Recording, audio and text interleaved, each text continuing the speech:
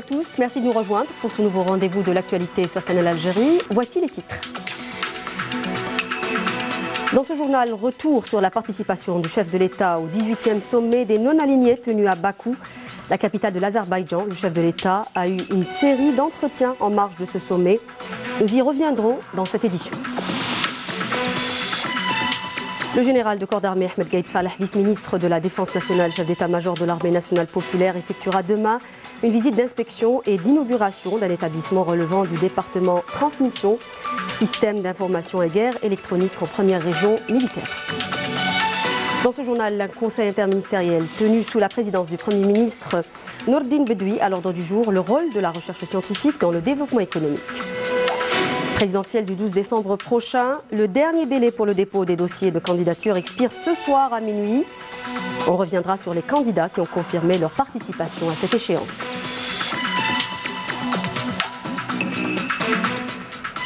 Et nous terminerons avec la fête du miel, un reportage en Kabylie à Tadjout, dans la wilaya de Tizi Ouzou. Il s'agit de la première édition de cet événement qui marque le lancement de la saison agricole.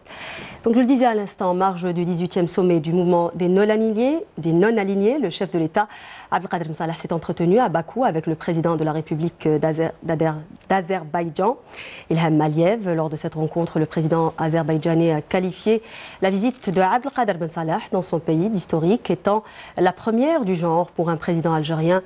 Monsieur Aliyev a également fait part de son vœu de renforcer davantage les relations bilatérales et de leur redonner une nouvelle impulsion, notamment dans les secteurs de l'économie et du commerce, dans l'intérêt des peuples des deux pays amis.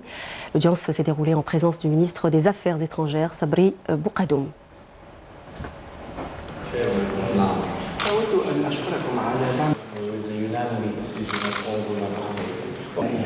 Your visit is a historical visit to Azerbaijan because great turnover. يهتموها لنا لكي نقاسم المشاركة في عقد هذا الاجتماع وتوفير صورة نجاح. بودي أن أعبر لكم عن سياسة التنمية التي اعتمدتموها من أجل تطوير بلدكم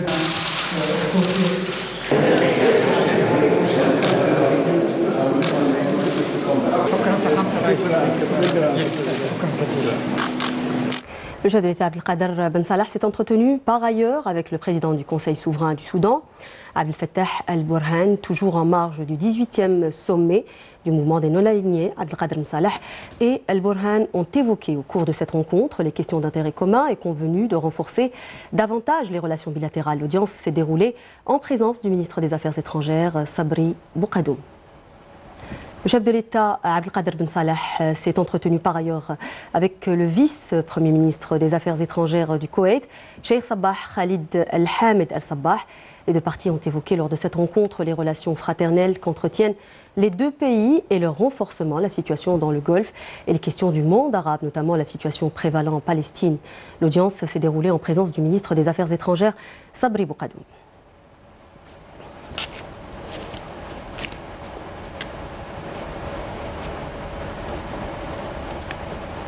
Le chef de l'État, Abdelkader Ben Salah, s'est entretenu également avec le président du Conseil de transition.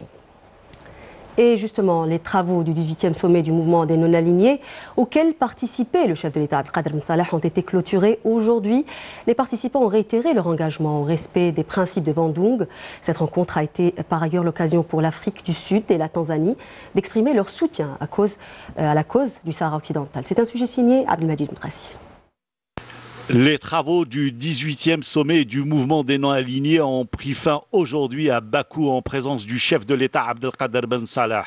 Les pays participants à ce sommet ont renouvelé encore une fois leur attachement au respect des principes de Bandung pour assurer une réponse concertée et adéquate aux défis du monde. Ils ont également insisté sur la nécessité du respect du droit international et la réforme de l'organisation onusienne, une proposition de l'Algérie qui vise à élargir le Conseil de sécurité avec l'adhésion de nouveaux membres. L'Afrique était présente en force et la Tanzanie a renouvelé son soutien au Sahara occidental et a appelé au strict respect des résolutions de l'ONU.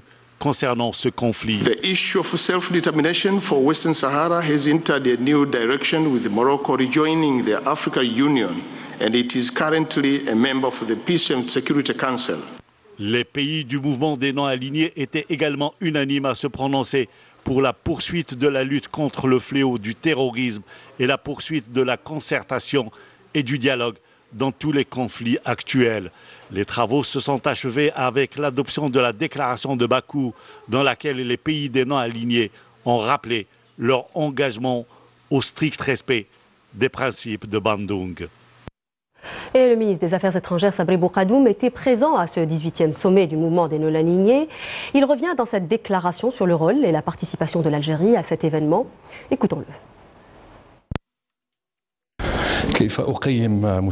Nous devons tous, l'Algérie et tous les pays membres du mouvement des non-alignés, se poser ces questions. Est-ce que le mouvement possède toujours la force de s'imposer et respecte toujours ses principes fondateurs? Est-il encore un acteur influent et une force de décision? Joue-t-il encore son rôle dans les grandes questions internationales? Le grand nombre de membres qui constituent le mouvement et la divergence des intérêts nous a poussés à nous poser des questions autour des principes et du rôle du mouvement des non-alignés. Aujourd'hui, après ce sommet de Bakou, tous les pays membres ont appelé au respect des principes de la conférence de Bandung qui demeure toujours d'actualité. L'Algérie a joué un rôle important dans ce cadre, insistant sur le rôle du mouvement au niveau international. Je rappelle que ce dernier est la plus grande organisation ou mouvement après l'Organisation des Nations Unies. Nous avons donc un mécanisme et une grande force de décision entre nos mains. وقوة مبادئ بندونغ يعني الحقيقة من بندونغ إلى اليوم إلى باكو وكان للجزائر دور هام في هذا الإطار عن إصرار بدور الحركة في العالم في جميع المحافل وهي أكبر منظمة أو حركة بعد الأمم المتحدة. Le chef de l'État, Abdelkader Ben Salah, est arrivé aujourd'hui à Alger suite à sa participation Russie, au sommet donc de Sochi, Russie-Afrique, mais aussi au 18e sommet du mouvement des non-alignés tenu à Bakou, en Azerbaïdjan.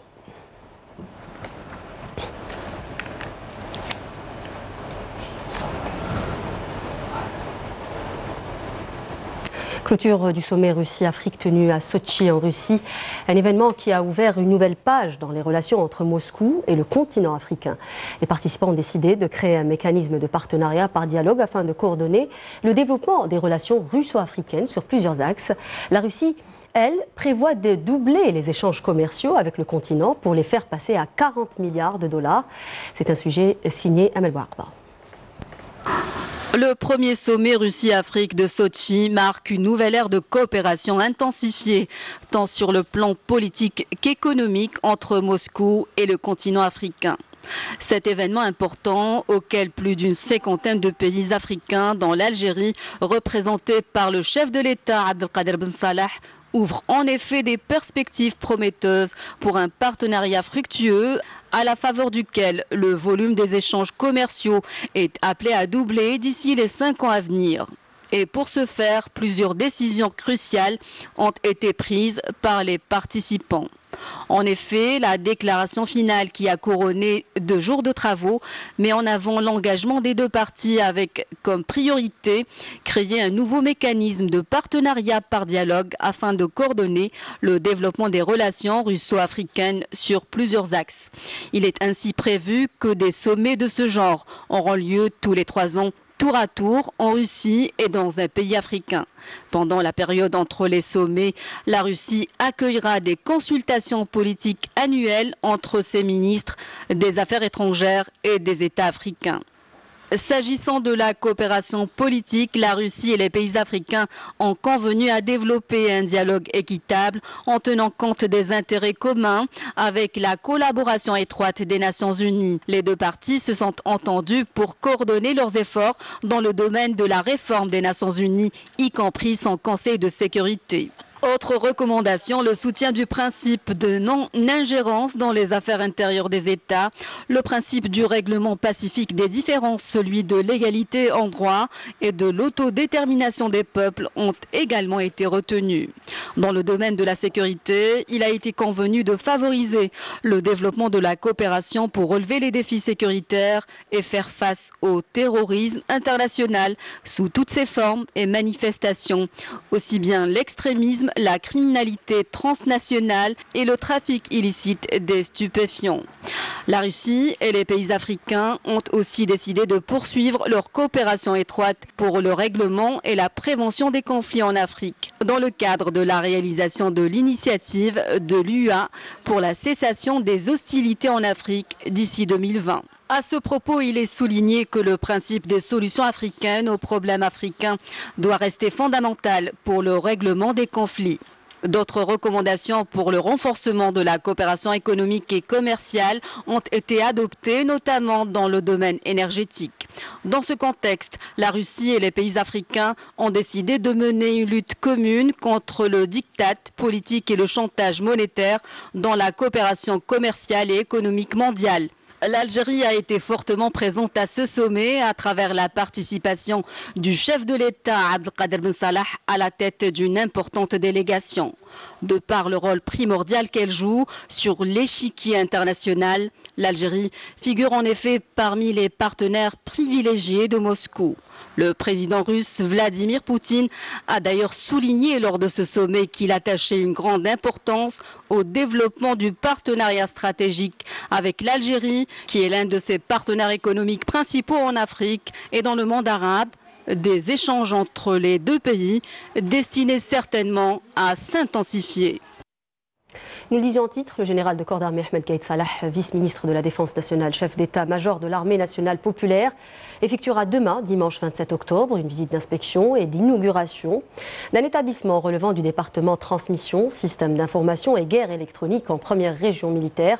Cette visite qui entre dans le cadre du suivi de l'exécution du programme de développement des différentes composantes de l'armée nationale populaire est l'occasion pour le général de corps d'armée d'inaugurer le Centre national des transmissions de l'ANP.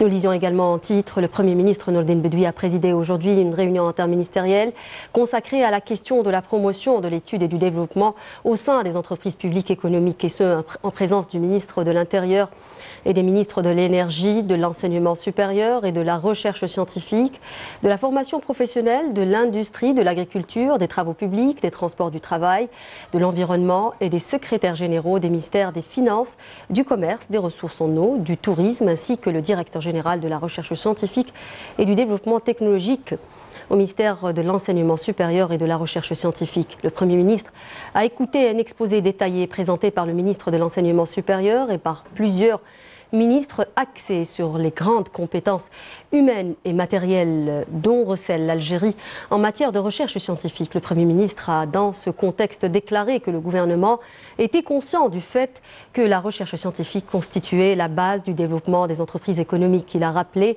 ces derniers à accorder plus d'importance à la recherche scientifique afin de développer leurs produits et faire face à la concurrence. Et dans ce cadre, le Conseil interministériel a adopté une feuille de route proposée par les experts de la recherche scientifique qui vise essentiellement à booster ce secteur ainsi que l'activation des mécanismes de partenariat entre la recherche scientifique et les entreprises économiques. Dans ce contexte, le Premier ministre a énoncé une série de mesures applicables immédiatement. D'abord, la mise en place d'un nouveau cadre relatif à l'activité de la recherche scientifique permettant aux chercheurs d'avoir toutes les garanties et les motivations nécessaires à leur activité. Ensuite, permettre aux chercheurs de lancer des entreprises spin-off afin de concrétiser leurs recherches, mais aussi la nécessité de lancer des unités de recherche et de développement au niveau des entreprises publiques qui auront pour objectif de tracer la stratégie globale permettant aux petites entreprises de se lancer. Il s'agit également pour les entreprises bénéficiaires d'aider des aides, l'État devront soutenir la recherche scientifique tout en respectant un cahier de charges bien défini. Et puis le lancement d'une plateforme d'échange d'informations intersectorielle dans le domaine de la recherche scientifique. Il s'agit également des entreprises publiques économiques qui devront élaborer un rapport économique annuel sur les bilans et les perspectives de la recherche scientifique au sein de leur entreprise. Mettre en place un cadre de partenariat efficient entre les entreprises économiques et le secteur de la recherche scientifique, notamment avec la création d'équipes multisectorielles mixtes en vue de mettre en application les décisions prises par le Premier ministre dans les plus brefs délais. Un groupe de travail multisectoriel était formé au niveau du Premier ministère. Il se chargera de l'étude de la proposition des mesures légales et juridiques afin de concrétiser toutes ces décisions. Présidentielle du 12 décembre prochain, le dernier délai pour le dépôt des dossiers de candidature expire ce soir à minuit. L'autorité nationale indépendante des élections affirme que les délais légaux ne peuvent pas être prolongés ou réduits. Retour sur les candidats qui ont confirmé leur participation à ce rendez-vous électoral avec Jezia Bayou. Regardez. Ali Zardoud, président du parti du Rassemblement, a été le 3e postulant à avoir remis son dossier de candidature à la présidentielle du 12 décembre prochain. Abdelmajid Tebboune, 4e postulant, s'est présenté lui aussi au siège de l'ANI et a remis au président de l'autorité indépendante des élections, Mohamed Chrofi, son dossier de candidature. Habiret Abdelrazak a été quant à lui le 5e postulant à avoir déposé son dossier de candidature au siège de l'autorité nationale indépendante des élections. Ali Benflis, président du parti Tala et Al-Hurriyat, s'est rendu lui aussi au siège de l'ANI et a remis à son président Mohamed Chrofi son dossier de candidature. Peu après, Jamal Abbas, 7e postulant, s'est rendu au siège de l'ANI et a présenté son dossier de candidature aux mains du président de l'autorité indépendante des élections. Et nous venons de l'apprendre, Abdelaziz Belaïd du parti El Moustaqbel a déposé également son dossier de candidature au siège de l'autorité nationale indépendante des élections, l'ANI, et ce au Palais des Nations, au Club des Pins. Et toujours au sujet du scrutin du 12 décembre prochain, voici quelques réactions des citoyens de la wilaya de Sétif. Regardez. لازم نروحوا للانتخابات ما نبقاوش كيما هكذا حتى نبقاو ندخلوا في فراغ دستوري ونبقاو هكذاك مرميين للمجهول. لازم نكونوا نهار 12 ديسمبر نكونوا كل ملمومين ونروحوا نفوتيو ونرضوا هذا تاع الناس اللي راهم يقولوا يدعونا للمقاطعه ويدعوا لذاك خاطر ما المجهول ما راهش مليح. الشباب تاعنا راه واعي ما شاء الله، الشباب الجزائري احنا نطلبوا منه هو اللي يكون في المقدمه، خاصه يوم الانتخاب لابد يكون هو الواعي وهو اللي يجري اول شيء. يجب ان نضع اليد في اليد من اجل الجزائر، لان الجزائر اليوم تنادينا. بلا كنا احنا ننادوا، اليوم الجزائر هي تنادينا. نتمنى باذن الله تعالى يوم 12 ديسمبر 2019 أن يتوجهوا بقوة وبكل قوة أكيد لصناديق الاقتراع. حتى هيئة عسكرية ما ظهرت بكل شفافية وساندت عبر التاريخ أي حراك شعبوي والشعب والجيش الشعبي الوطني تجرى وتبت إرادته envers le peuple algérien.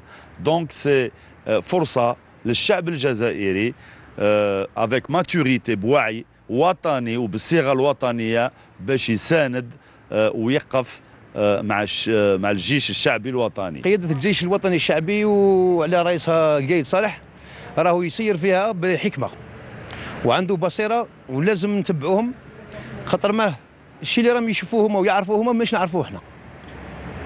مهما نكونوا على علم بصح الحوايج اللي كاينين الايدي الخفيه والايدي الاجنبيه ما نقدروش نعرفوا واش راهم يدبروا البلاد هذه.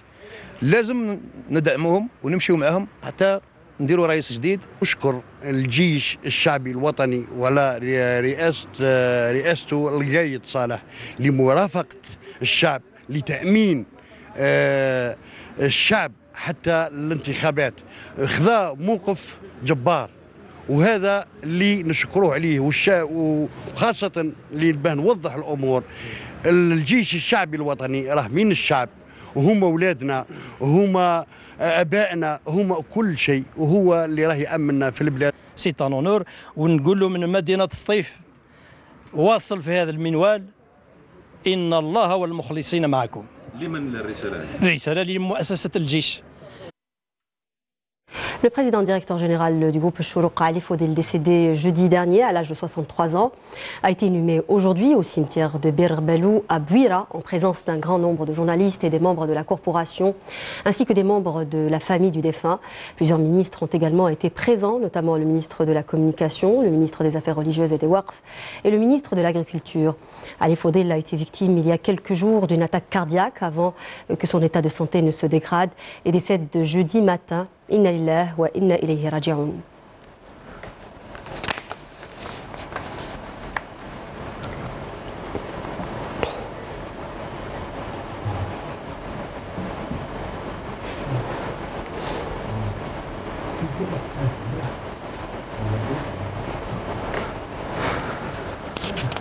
إلا أن ندعو للفقيد بالرحمة والمغفرة وبقدر ما نعزي أسرته الكريمة نعزي أنفسنا لأننا فقدنا فيه رجلا كريما ومواطنا شهما دافع بالقلم والكلمة والصورة عن البلاد. لا نستطيع أن نقول إلا ما قاله النبي عليه الصلاة والسلام أن ندعو له بالرحمة وبالثبات في قبره على الأسئلة الخالدة ونسأل الله تعالى أن يشفع فيه رسوله الذي أحبه ونصره وأن يشفع فيه القرآن الذي خدمه وأن يشفع فيه الوطن الجزائر بشعبه الذي تابع أعماله المميزة رحمه الله تعالى برحمته الواسعة وهو أحد خدام هذا الوطن ولنكن جميعا خداما لهذا الوطن. Le Conseil national des droits de l'homme a organisé aujourd'hui à Alger une rencontre consacrée à la présentation des conclusions du groupe de suivi de la mise en œuvre des recommandations du comité sur l'élimination de la discrimination à l'égard des femmes. L'occasion de faire une évaluation sur les avancées dans ce domaine réalisées par l'Algérie. Cette rencontre est consacrée à la présentation des conclusions du groupe de suivi de la mise en œuvre des recommandations du comité sur l'élimination de la discrimination à l'égard des femmes, composé de tous les secteurs et notamment de représentants de la société civile. Ce groupe a tenu 9 réunions de travail. Les recommandations serviront à l'élaboration du rapport final en tant que Conseil national des droits de l'homme de par les prérogatives qui nous sont dévolues. Nous procéderons au suivi de toutes ces recommandations. L'Algérie œuvre activement à la promotion des droits de l'homme. Les manifestations populaires que connaît depuis plusieurs mois notre pays sont une preuve que ces droits sont bel et bien garantis. Le peuple a exprimé son attachement à l'avenir du pays, à sa stabilité et à sa prospérité, appelant à la nécessité de mettre les richesses du pays au service du développement économique. L'Algérie a déployé d'énormes efforts en matière de protection des droits de l'homme, notamment de la femme et de l'enfant, ainsi qu'en matière de liberté d'expression et d'opinion, consacrée par des textes de loi. À ce propos, l'État a tenu compte des aspirations du peuple qui a exprimé le vœu de voir l'Algérie dépasser la conjoncture actuelle pour le bien et l'intérêt de tous, notamment pour la réussite de la présidentielle du 12 décembre.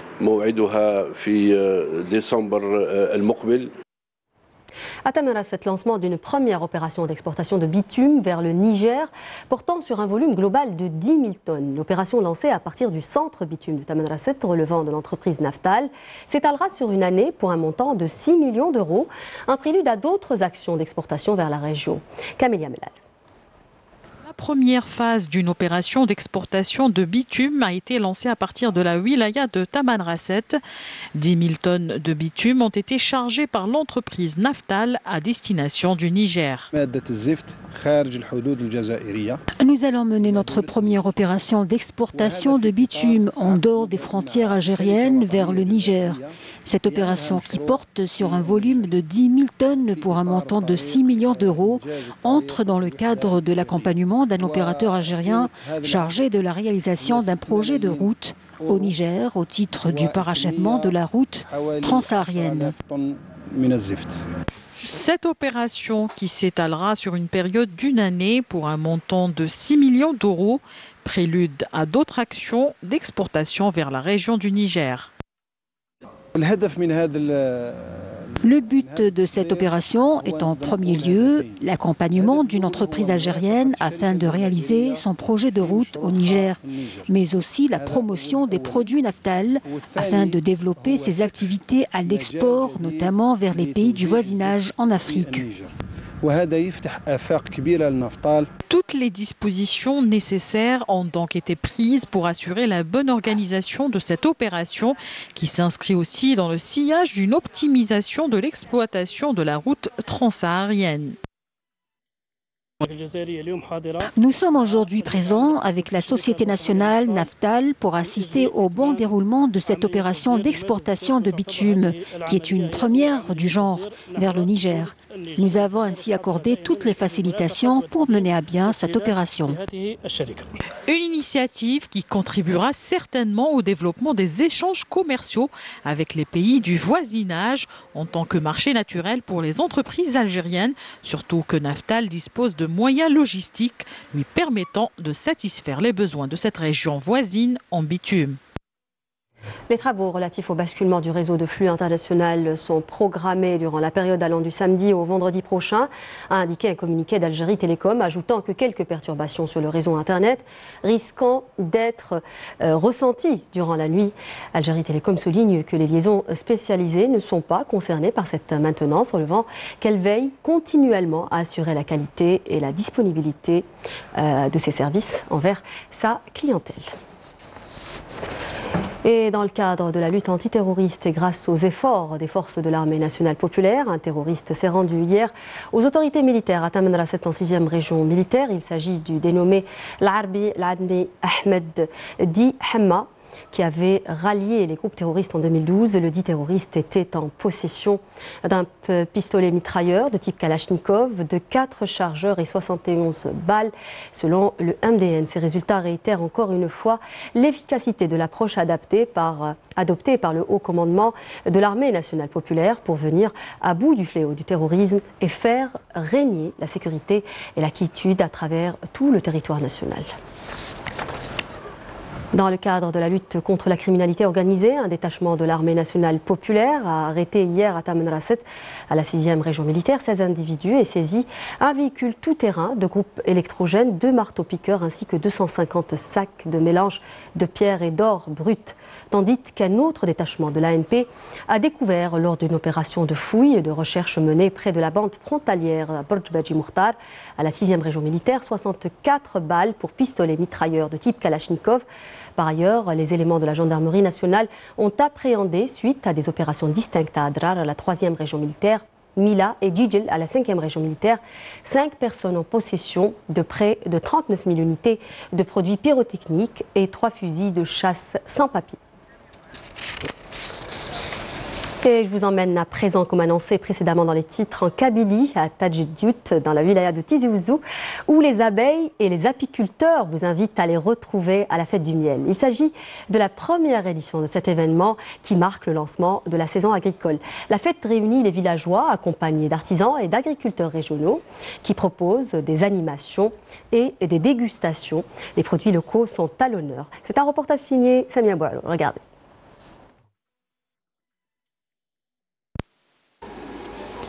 Le village Tejdeout fête le lancement de l'année agricole à travers une tradition ancestrale, Inouel, une sorte de warda et de rencontre entre les villageois et ceux de toute la région.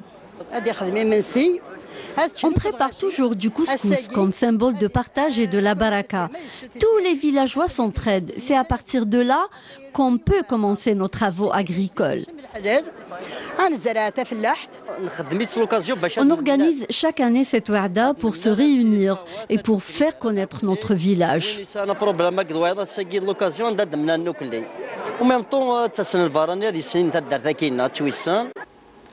À cette occasion, les apiculteurs lancent leur première édition de la fête du miel et ses dérivés. Depuis à peu près 28 ans de ça, j'ai commencé l'apiculture. J'ai commencé avec 4 ruches et par la suite j'ai amélioré. J'ai fait des stages un peu partout en Algérie et j'ai amélioré.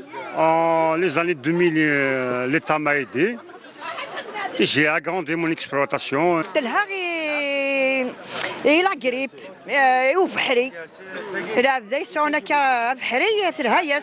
Je suis en master 1, spécialité management stratégique. Donc quand j'ai du temps libre comme ça, je travaille avec mes cousins. Par la suite, peut-être que je vais travailler tout seul. C'est des produits à base du miel, la cire d'abeille. C'est des produits qui font le venin d'abeille, la gelée royale. Je consomme du miel d'eucalyptus, de lavande, de thym. Voilà, je les achète souvent. La jeunesse de Tajdéout perpétue ce savoir-faire et ce patrimoine qui reflète le vécu de leurs ancêtres et leur attachement à leur terre et culture.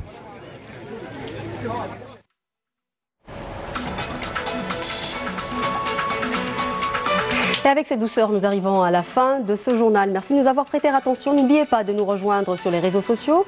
Je vous donne rendez-vous dès le week-end prochain. Au revoir.